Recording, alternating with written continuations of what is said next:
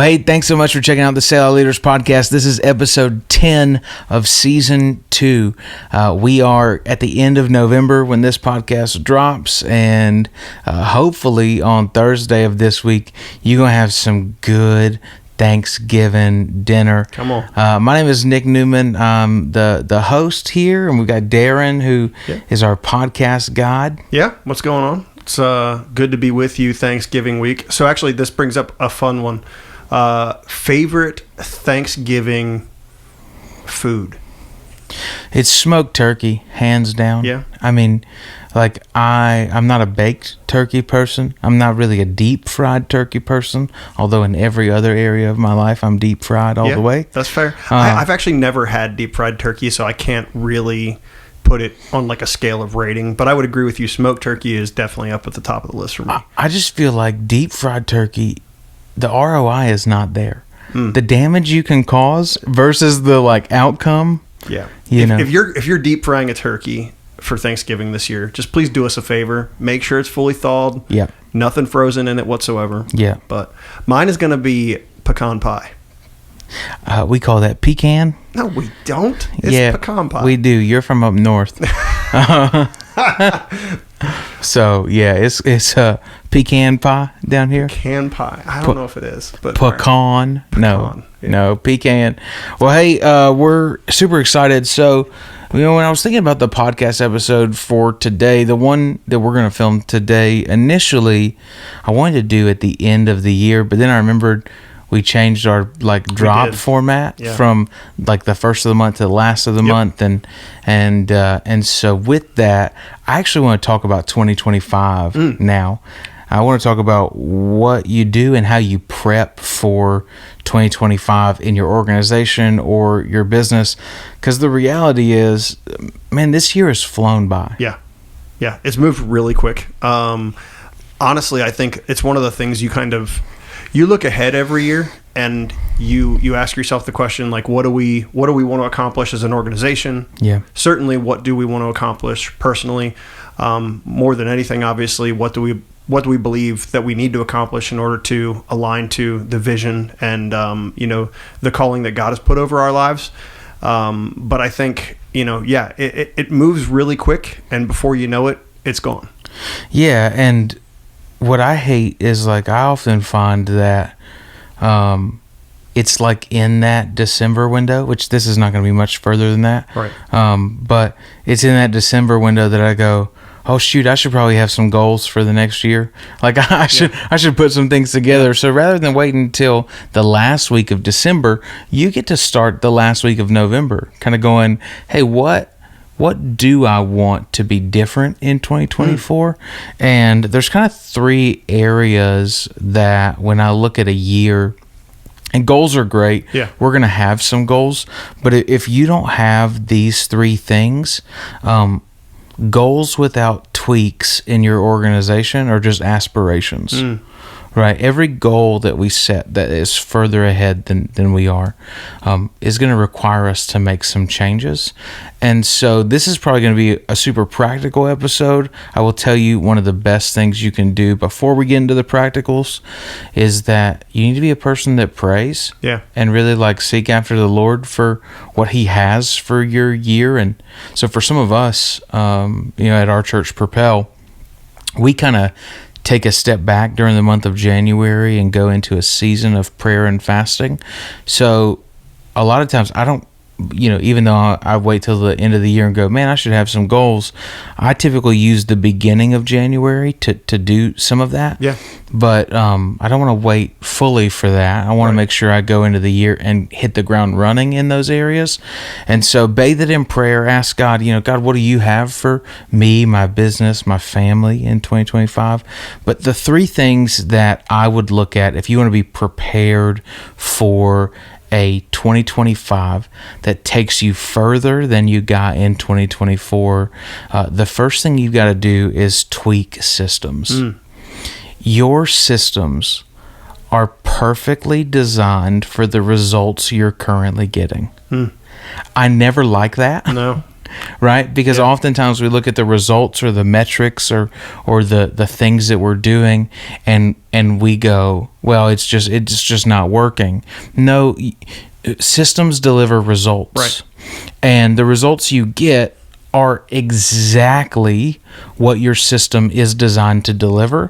And so if you don't like the delivery, you've got to change the system that gets it to the door. Yeah.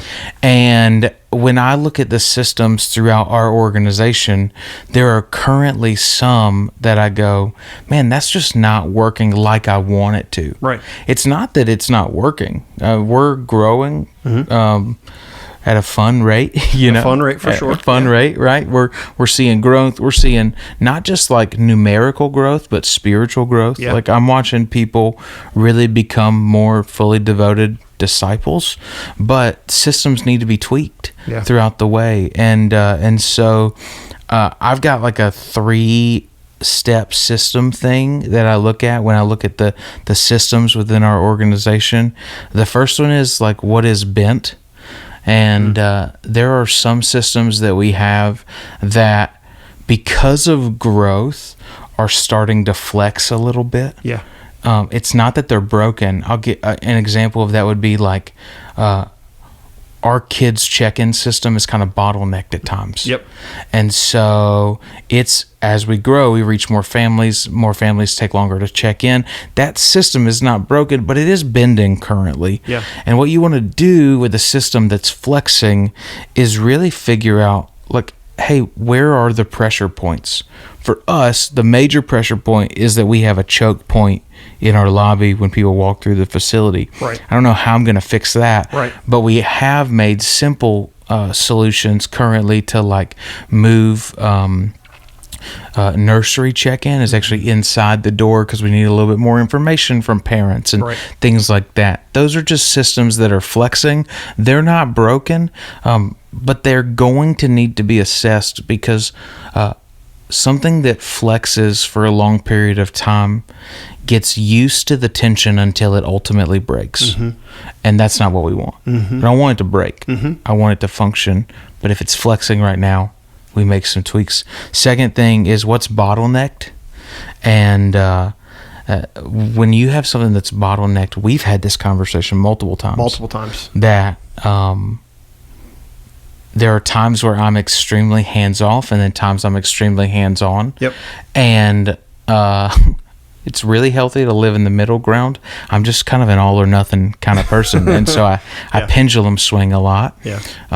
But a bottleneck for our organization at times is that like people feel the pressure to have my stamp of approval on it. Yeah. Well, if that's the case for everything, that's a big bottleneck. Right. That slows down our ability to serve people more effectively, and it hinders my ability to empower leaders. Yeah. So when you have a system that's bottlenecked, you figure out what you need to do to unclog it. Yeah, and I think that would be my one big encouragement to second chair leaders is, you know, for the many times that you take things to your lead pastor, how many times can you actually not take things to your lead pastor, you know, and really kind of look at and assess, you know, your relationship with one another, you know, your lead pastor's heart. And so what are you doing to ultimately take things off of their plate and maybe shield them from a lot of the little nuances and admin things that they don't necessarily need to be involved in? There were multiple times throughout the first year and a half plus that I have served as worship director where I've come to you and said, hey, how do you feel about this song? You know, or what do you think about changing up how we do this rotation and other things? And I have opinions. Oh, you have lots of opinions. But I think one of the things that has, you know, I've learned over time is not every single one of those decisions has to come to you, and you trust me. And so because you trust me and you trust the team that we ultimately have enabled to really lead the way. Yeah. We're making those decisions without you. And because we're able to make those decisions without you, it now unclogs some of, you know, the tension that can be created there. Well, and, you know, my 2 pieces of encouragement for just like second chair leaders, whether it's in the church or, you know, in the business world, like you can ask your supervisors what authority you have in the organization. Yeah. So for me, as I'm looking at stuff that's bottlenecked, and like, man, they're not making a decision. They're waiting on me. At the top, I'm going, hey, they don't know they actually have the authority to do that.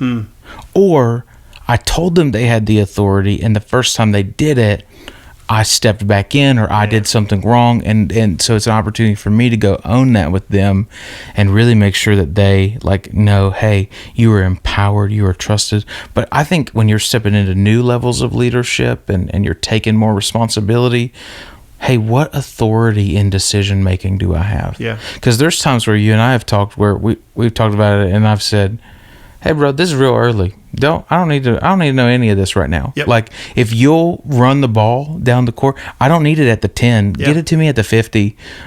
Because if I, as kind of one of the top leaders in the organization, if I spend all my time working on everything that's in infancy stage, I can never really do what I'm supposed to be doing. Right. And then it's this weird tension of like, well, I feel like I'm micromanaged. It's like, well, you brought it to me. This feels, how does that work? And I think it also gives you a unique opportunity to learn how you're doing as a leader and how you're ultimately raising up the people around you. It's a great opportunity anytime you're walking through this part of the planning phase to also take an assessment as to how am I doing as a leader by looking at, hey, when I do hand things off to my team, do they need me or do they not need me? Because if they need me, well, that means I haven't done a very good job of bringing them along in the journey. Yes. Where if they don't need me, hey, that means that we're actually in a really good spot. And so I've learned, I know some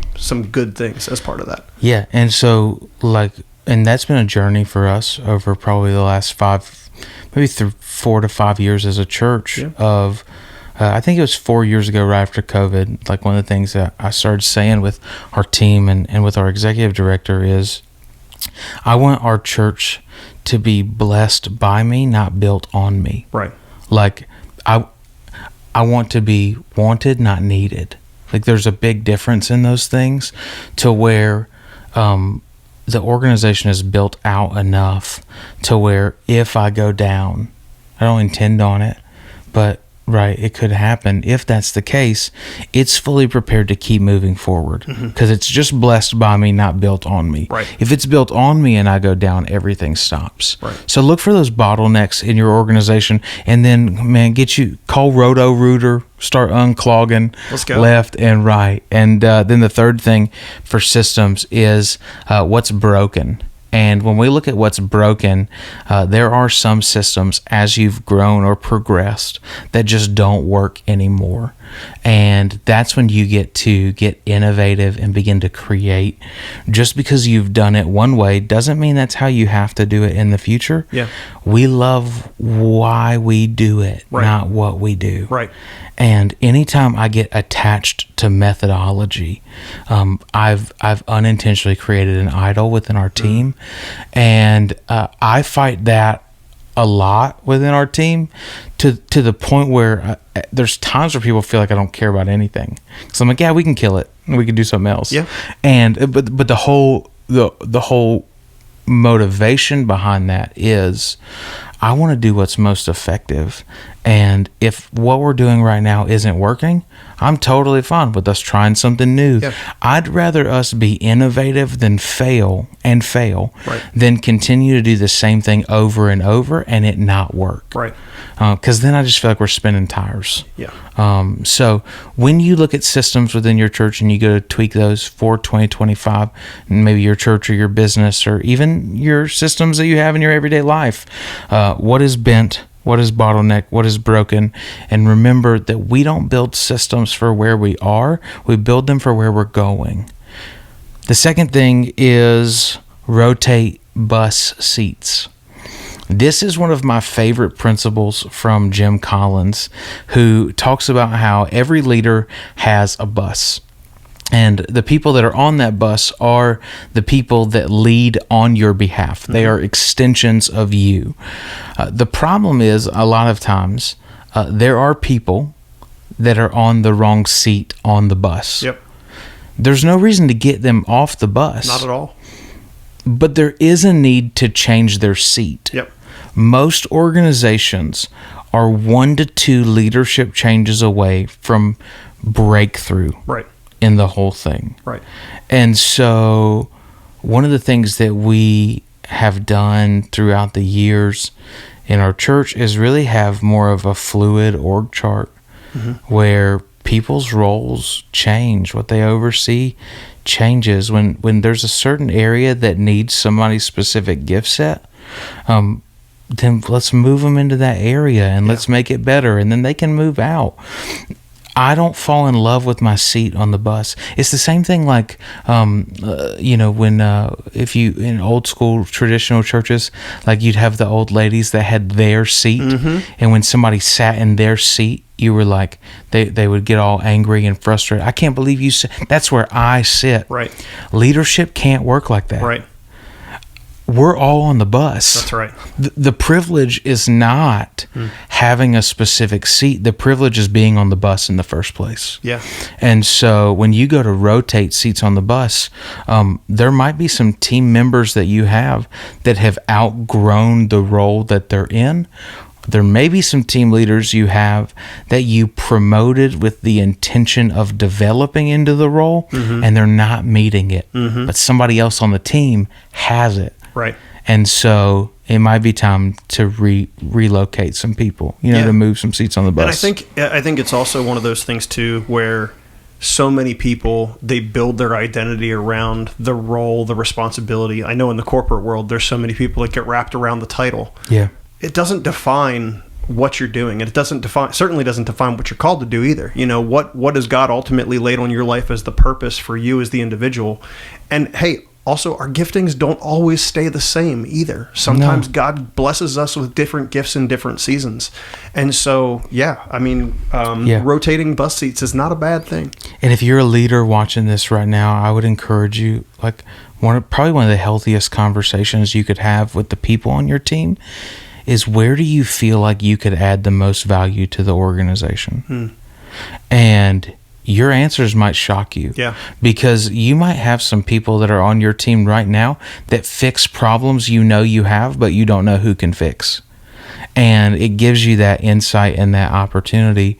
My role changes within our organization all the time. Yeah. It's like, oh, hey, this season needs me to do this, and I'll step in and do that. And then I'll step out and do that. We've had some conversations recently. It looks like, I'm going to be taking over and building a social media team within our organization. Yep. Not what I had planned, right, but that's what's needed. Right. And so if what's needed in the next season is my voice and fingerprint on this specific area, okay, let's do it. Yeah. And we readjust. As you look at relocating or rotating seats on the bus, 2 assessments. The first one is a passion assessment. And it's really figuring out, what are they passionate about? Right. And that's a relocate conversation. Yeah. Because if they're more passionate about something else, people will work on what they're passionate about. Yeah. Yeah. They make time for what they're passionate about. And if they're not passionate about their current role, are they passionate about another one within the organization? Right. And if that helps, then we're looking at relocating them. Yeah. But the second assessment is a culture assessment. And the culture assessment is where we figure out if they need to be removed. Right. So relocation is you change seats on the bus. Removal is, this is your stop. Yep. It's time for you to get off. Some people are great performers, but they're toxic in the area of culture. And if you have a high performer that is cancerous to your team, the performance they do will not justify the performance decrease that you see across the board. If somebody's toxic, you're going to have to remove them. If they're good at what they do, but they're not the right fit, like they don't have team chemistry, you're going to have to remove them. If you've got a high culture of feedback, but every time you give them feedback, they break down and they're crushed and destroyed, and you spend 2 hours having to rebuild them and put them back together every time all you said was, hey, next time, can we do this? Right. It's different if you're rude and aggressive and things like that. But you've probably experienced it too, where there's times you give somebody feedback and the response that comes from it is totally unjustified. Yeah, right? completely. Yeah. And so if that's the culture of your team, we do heavy feedback, but this person can't take feedback, they're not the right fit for the team. Right. Which means they're not the right fit for the bus. Right. And the best news of all is there's a lot of buses they can be on that they will be the right fit for. You just probably need to help them know this is their stop. Yeah. And we did a whole episode on having some of those difficult conversations and when to know that some of those changes may need to occur. And so go back and watch that episode, because I think the big thing with those conversations is, hey, make sure you are keeping track 100%. To a degree and you have those talking points available to you, because sometimes those conversations can be tense. And I would say your culture needs to be defined. Yeah. It's interesting because culture is the uncommunicated behaviors of an organization. But they are the thing that you will measure people by, whether you intend to or not. And so as a leader, if I'm going to measure you by it, you should know it. Right. Like you should know what the culture of our team is. And we've had conversations, and I know I've talked with our executive director. I'm reworking some of our culture statements even now. I feel like there's too many. Yeah. They're not hard to remember, but there's 8 of them currently. They're hard. They're really close. Like none of them we don't do, which is great, because culture shouldn't be aspirational. Right. It should be identity. Right. But there's a few elements that are missing that are the unique fingerprint of us. And if we can refine it and become more like us at the same time, that's what I want to do. So I've been crafting some of that, but I'm even working on right now in this season, staff and like, staff values as well, where culture is permission to play and staff values are permission to stay. Everybody can play if they uphold the culture of our organization, right? But not everybody can stay if they don't meet the criteria. And that's where, like for us, the feedback component would be one of those staff things. Right. We debrief all the time. All the time. We talk all the time, right? But fun. We have fun. We like each other. We do life together. If you're a curmudgeon, you're not going to make it on the Propel team, right? Yeah. Like if it just won't work, because you've got to be able to have fun in the process. I know this episode's getting long. No, it's okay. But I think that rotating seats on the bus, that really matters. Because I think sometimes we just wait too long. Yeah. And it's actually you do a disservice to people when you know you need to let them go and you choose not to. Right. For no other reason than self-preservation. Yeah. All you're doing is protecting yourself. Right. You're not doing what's best for them. Right. You're not releasing them to move on to what's next. You're harming the team, and the only reason why you're doing it is because you're afraid of the pushback you're going to get as a leader.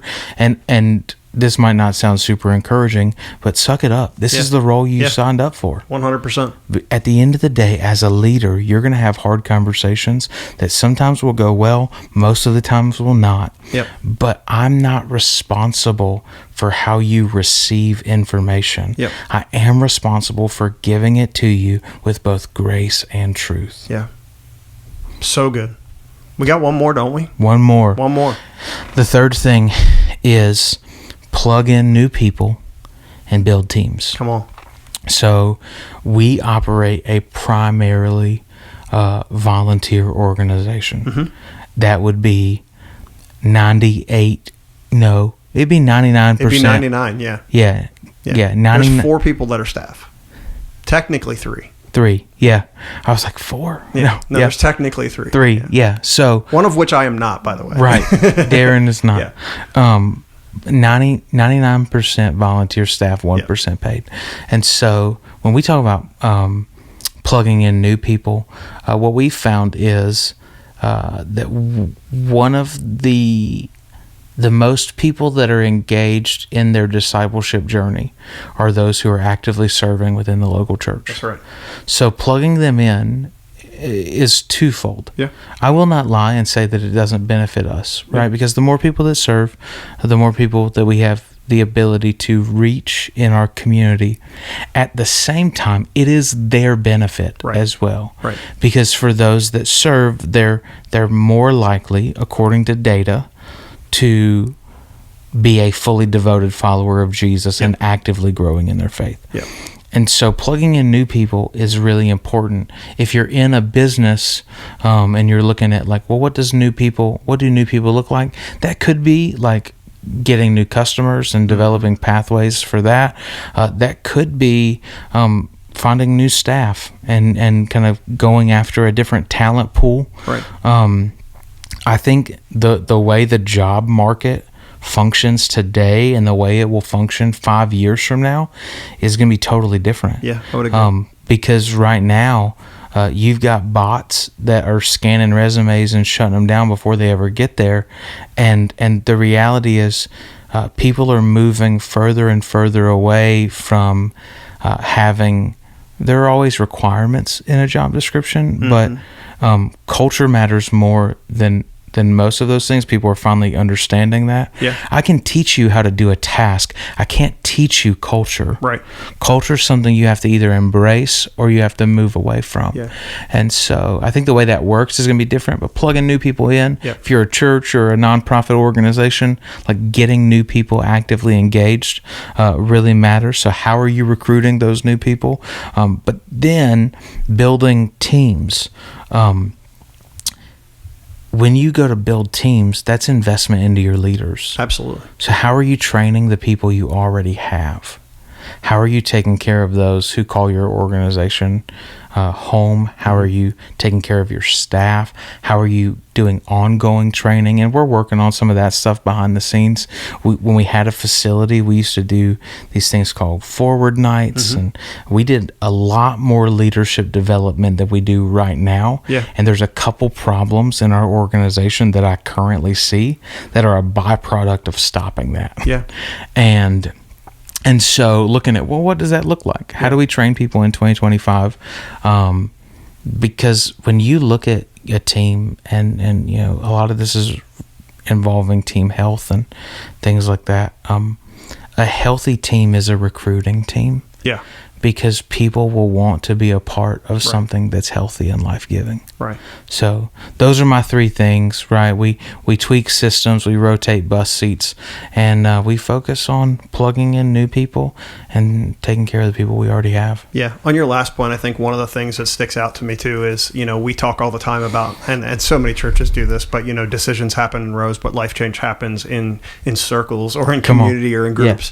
Yeah. But I think one of the big things, you know, and you said it, is while Christianity and, you know, really growing deeper in your faith is all about plugging into biblical community, and we all know that, I think there is something about the culture of a church when the culture of your church is defined by how deeply involved everyone is in what's going on, because all of a sudden now everyone knows, hey, the culture of our church is we want more people to come to know Jesus. We want more people involved and engaged in every single thing that we're doing, and that includes serving. Serving is just as much a part of that as, you know, anything else. So I think it's super critical, because again, that is what is in the culture and is in the DNA of our church is being on the dream team.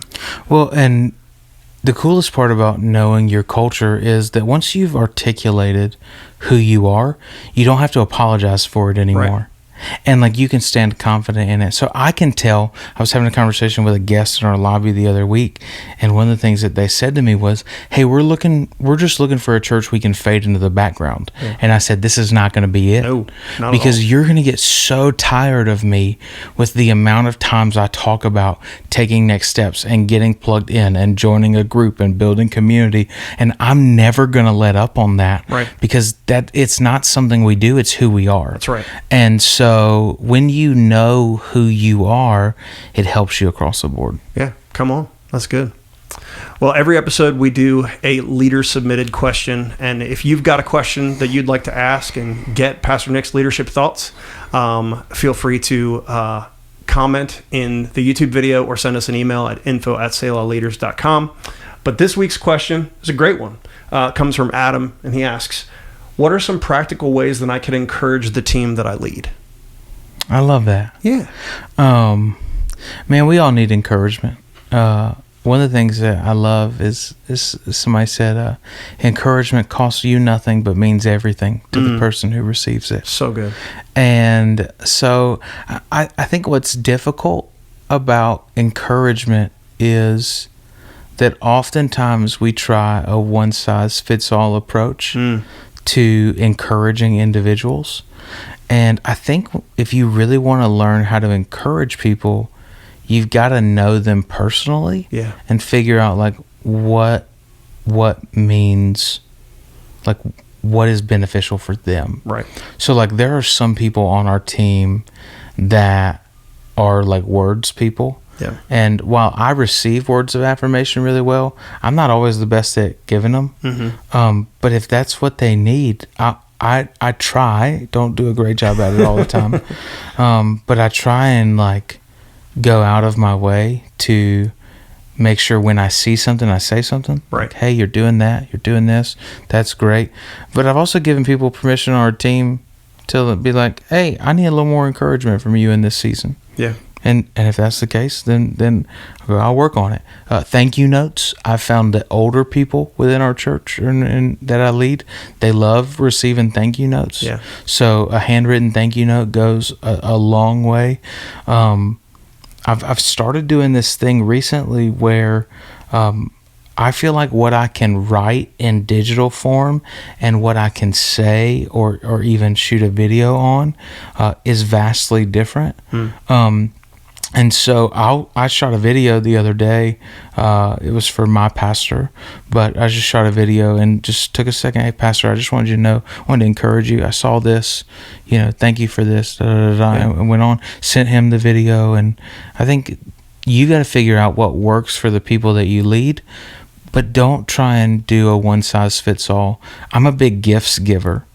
But that doesn't really translate into encouragement. And so if it's true, I think so cool, super like great revelation for me sitting here in the middle of this podcast. My propensity at times is that I encourage people by buying things for them.